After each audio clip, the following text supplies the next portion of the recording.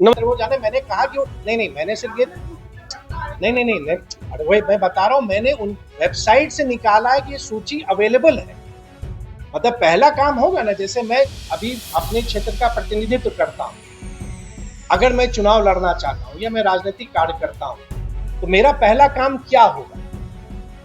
मेरा पहला काम होगा कि पहले तो अपना नाम देख लीजिए कि मेरा नाम है या नहीं। मैंने तो देख लिया, सब है, मैंने डॉक्यूमेंट्स देने हैं, मैंने दे लिया।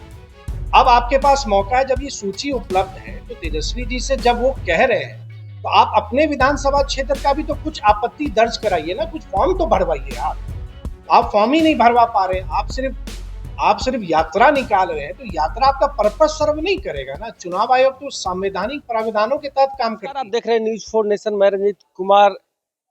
बिहार सरकार के मंत्री नीतीश मिश्रा ने एक बार फिर तेजस्वी यादव को लेकर बड़े सवाल खड़े किए और एसआईआर के लेकर जो लगातार राहुल गांधी और तेजस्वी यादव बिहार के दौरे पर निकले हैं, ये पहले अपने आप को बताएं। जिस प्रकार से चुनाव आयोग ने सभी को खंडित किया है कि जिस विधानसभा में अगर कोई भी व्यक्ति अगर बाहर में रह रहे हैं, उनका 2 ईपिक नंबर है या फिर जिनका देहांत हो गया, ऐसे व्यक्तियों को नाम काटा गया है। इसके लेकर नीतीश मिश्रा ने एक बड़े सवाल खड़े करते हुए तेजस्वी यादव को कहा है कि आपने 2019 में लोकसभा के चुनाव में आपने मतदान क्यों नहीं किया। क्या कुछ कह रहे हैं बिहार सरकार के मंत्री नीतीश मिश्रा, पहले इनके बयानों को सुने। बहुत धन्यवाद दानिश जी।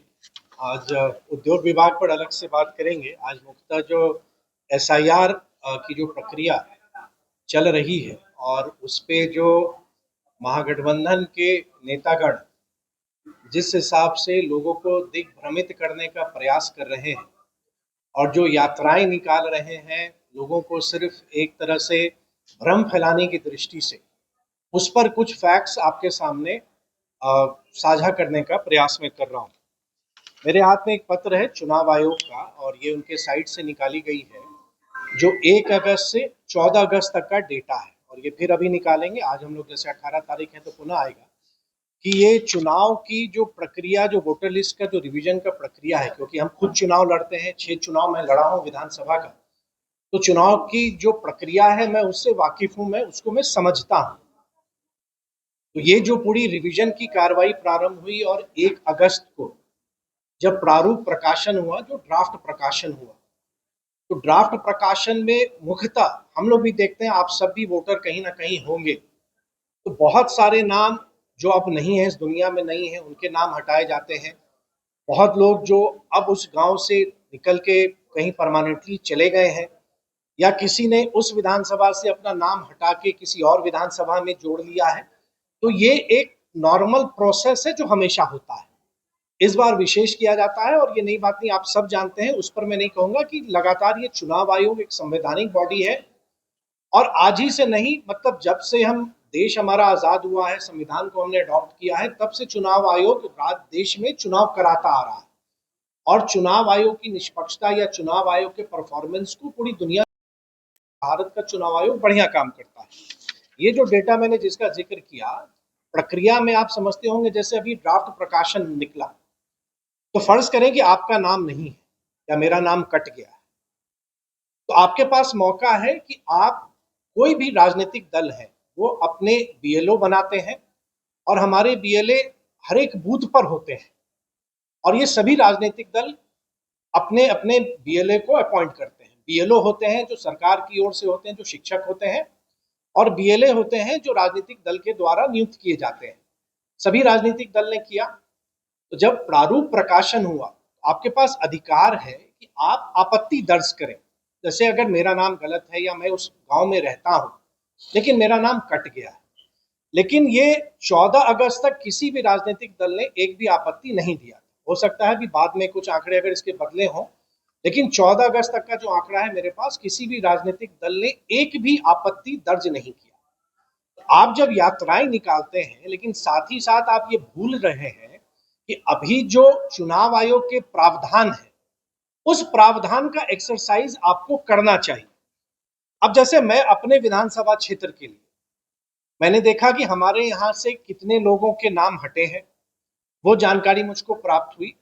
हमने अपने सभी साथियों को, जो हमारे बीएलए 2 है, उनको हमने कहा कि आप देख लीजिए, और सूची चुनाव आयोग आज देखेंगे, अखबारों में भी सूचना प्रकाशित है, उनके सोशल मीडिया प्लेटफॉर्म पर प्रकाशित है। मामला सर्वोच्च न्यायालय में भी है और सर्वोच्च न्यायालय के निर्देश के बाद आज सभी नाम जो इस प्रारूप प्रकाशन में नहीं है वो वेबसाइट पर भी उपलब्ध है। चुनाव आयोग के साइट पर आप देख सकते हैं। जैसे मैंने एक आंकड़ा अपने विधानसभा का भी निकाला कि जैसे ये सूची मेरे अपने विधानसभा 38 झंझारपुर का है कि मैं देख सकता हूं कि हमारे सूची में मतलब जिन लोगों का नाम हटा है वो लोग कौन है। तो एक प्रक्रिया है, चुनाव आयोग चुनाव कराता है तो एक राजनीतिक दल का दायित्व बनता है, कर्तव्य बनता है कि जो प्रावधान है उसके तहत अगर हम जाके ऑब्जेक्शन दे सकते हैं या जैसे फॉर्म 6 हम भरते हैं तो फॉर्म 6 हम भर सकते हैं। यात्राएं निकाली जा रही हैं, किस उद्देश्य से, वो क्या पर्पस सर्व करेगा ये वो खुद जाने। लेकिन मुझको लगता है जो अभी समय है 31 अगस्त तक का समय है कि जिनको लग रहा है कि मेरा नाम गलत है या जिन राजनीतिक दल को लग रहा है कि नाम काटे जा रहे हैं, भाई आप नाम दर्ज करवाइए, आपके तो मौका है। त्रुटि हो सकता है कहीं हुई हो, इतने बड़ा एक्सरसाइज होता है। आज ये सूची सार्वजनिक है और सिर्फ वेबसाइट पे नहीं, मैंने आज अपने यहाँ मालूम किया अपने विधानसभा क्षेत्र में हर एक बूथ पर सूची प्रकाशित की गई है। हर एक पंचायत मुख्यालय पे जो पंचायत भवन है वहां पर भी सूची सार्वजनिक रूप से अब उपलब्ध है। प्रखंड कार्यालय में भी सूची उपलब्ध है, जहां नहीं है हो सकता आने वाले समय में हो जाएगा। और जो वेबसाइट है जिला के वेबसाइट के साथ साथ चुनाव आयोग के वेबसाइट पर भी वो उपलब्ध है। तो ये एक नॉर्मल प्रोसेस है। ठीक उसी तरह से बिहार के जो नेता प्रतिपक्ष हैं उनके विधानसभा क्षेत्र का भी मैंने देखा, राघोपुर का, कि देख लीजिए ये सूची उपलब्ध है। उन्होंने देखा या नहीं देखा है ये मैं नहीं कह सकता। मैं तो ये समझता हूं कि कोई भी राजनीतिक व्यक्ति या राजनीतिक कार्यकर्ता पहले सूची को वेरीफाई करेगा कि भाई जो नाम कट गए हैं, आप जाइए एक फॉर्म भरना है, आप अपने उस फॉर्म को भर दीजिए। और सबसे बड़ी बात है, मैं आपको बता दूं, अगर क्योंकि लगेगा कि हम जनरल बता रहे हैं, हम अपना ही उदाहरण देके कहेंगे कि हमारे यहाँ भी लगभग 3,11,081 वोटर प्रारूप प्रकाशन के बाद हुए और उनका जो डेटा अपलोड होना था, जो लगा कि भाई हमें इंफॉर्मेशन या उनके जो जानकारी हमको डेटा हमको अपलोड करना है या डॉक्यूमेंट जिसकी बात हो रही थी उसको अपलोड करना है, तो वो लगभग 3,11,000 में लगभग 97,000 मतलब 97% तक के डेटा अपलोड हो चुके हैं। तो ऐसा नहीं है कि कठिनाई हो रही है, लोग कर रहे हैं और पूरा प्रशासन इसमें लगा हुआ है। तो जिनको भी ये अवसर है कि नहीं मेरा जमा नहीं हो रहा है, कोई जमा नहीं कर रहा है, भ्रम फैला रहे हैं। चुनावी प्रक्रिया को चुनावी ढंग से जो संवैधानिक प्रावधान है उसके तहत उनको करते हुए जाने। मैंने कहा कि नहीं मैंने सिर्फ ये नहीं, अरे वही मैं बता रहा हूं, मैंने उन वेबसाइट से निकाला है कि ये सूची अवेलेबल है। मतलब पहला काम होगा ना, जैसे मैं अभी अपने क्षेत्र का प्रतिनिधित्व करता हूं, अगर मैं चुनाव लड़ना चाहता हूं या मैं राजनीतिक कार्य करता हूं तो मेरा पहला काम क्या होगा? मेरा पहला काम होगा कि पहले तो अपना नाम देख लीजिए कि मेरा नाम है या नहीं। मैंने तो देख लिया, सब है, मैंने डॉक्यूमेंट्स देने हैं, मैंने दे लिया। अब आपके पास मौका है, जब ये सूची उपलब्ध है तो तेजस्वी जी से जब वो कह रहे हैं तो आप अपने विधानसभा क्षेत्र का भी तो कुछ आपत्ति दर्ज कराइए ना, कुछ फॉर्म तो भरवाइए। आप फॉर्म ही नहीं भरवा पा रहे हैं, आप सिर्फ यात्रा निकाल रहे हैं, तो यात्रा आपका पर्पस सर्व नहीं करेगा ना। चुनाव आयोग तो संवैधानिक प्रावधानों के तहत काम करती है। जैसा मैंने बताया कि आप अपना वोट नाम जोड़ना चाहें तो जोड़ें। मेरे यहाँ लगभग 425 नए फॉर्म अभी तक जमा हुए हैं जो 1 अगस्त के बाद से हैं। एक फॉर्म 8 होता है, अगर आप अपने विधानसभा क्षेत्र में या किसी बूथ से नाम आप अपना चेंज करना चाहते हैं तो ये है, कोई आज की प्रक्रिया नहीं है, ये वर्षों से है। सब राजनीतिक दल और राजनीतिक कार्यकर्ता इसका पालन करते हैं। फॉर्म 8 आप भरते हैं कि मुझे इस बूथ से या इस विधानसभा क्षेत्र से अब मेरा नाम यहाँ पर अंकित हुआ। ये मुद्दा एसआईआर के बारे में। अब 2-3 बातें मैं आपको बताऊंगा, शायद आप लोग को याद नहीं है। 2019 के लोकसभा चुनाव को आप याद करेंगे, बात तो पूरी हो रही है, जो महागठबंधन के नेतागण कह रहे हैं कि वोटर लिस्ट से नाम हटाए जा रहे हैं।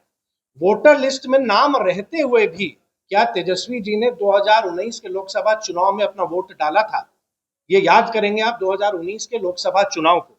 और ये समाचार पत्रों की मुझको याद है क्योंकि मैं उस लोकसभा चुनाव के समय में ये विषय बहुत आया था कि नाम नहीं है, ये नहीं है। उनका नाम रहते हुए उन्होंने अपना वोट कास्ट नहीं किया। उन्होंने जो उनका संवैधानिक अधिकार है उस अधिकार का प्रयोग उन्होंने नहीं किया। 2019 के मतदाता सूची में लोकसभा चुनाव में उनका नाम रहते हुए भी उन्होंने वोट नहीं डाला। दूसरी बात मैं आपको बताऊंगा कि जो संविधान की बात कर रहे हैं या उनको लग रहा है कि संविधान के साथ खिलवाड़ किया जा रहा है, उनको शायद 2005 के विधानसभा भंग की कार्रवाई को भी याद रखना चाहिए। हमको नहीं लगता आप में से कितने लोगों को वो याद है या नहीं याद है।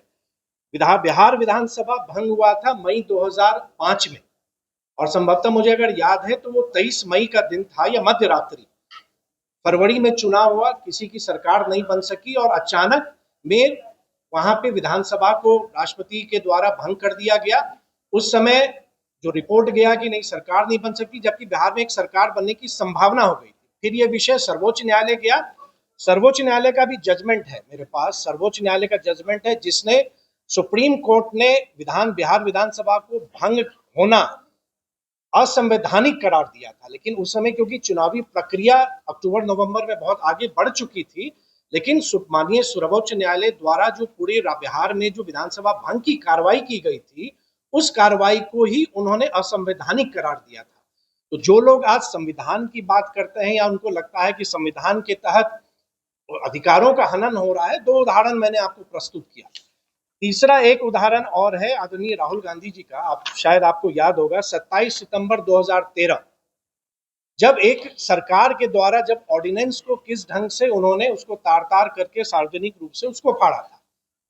तो ये लोग वैसे हैं जो लोगों के पास, इनके पास कोई फैक्ट्स नहीं है, कोई इनके पास कोई जनता के पास कहने के लिए कोई विषय नहीं है, इसलिए ये जनता को दिग्भ्रमित कर रही है। एसआईआर की प्रक्रिया पूरी पारदर्शिता के साथ चल रही है।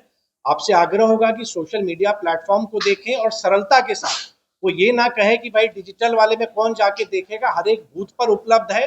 राजनीतिक कार्यकर्ता इसको लगातार देख सकते हैं, आपत्ति दर्ज कर सकते हैं, जो चुनाव आयोग के द्वारा प्रावधान है। तो मुख्यतः ये विषय आपके सामने मुझको लाना था कि ये यात्राएं जो निकाल रहे हैं राहुल गांधी जी या तेजस्वी यादव जी, जनता को सिर्फ विषय से बल भटकाने के लिए या जनता में एक भ्रम पैदा करने के लिए, जबकि मेरे समझ से उनको जो प्रावधान है उन प्रावधानों के तहत वोटर लिस्ट में अगर कहीं कोई कमी हो रही है तो राजनीतिक कार्यकर्ताओं को, जो भी रिटर्निंग ऑफिसर हैं, उनके सामने दस्तावेज जमा करने चाहिए।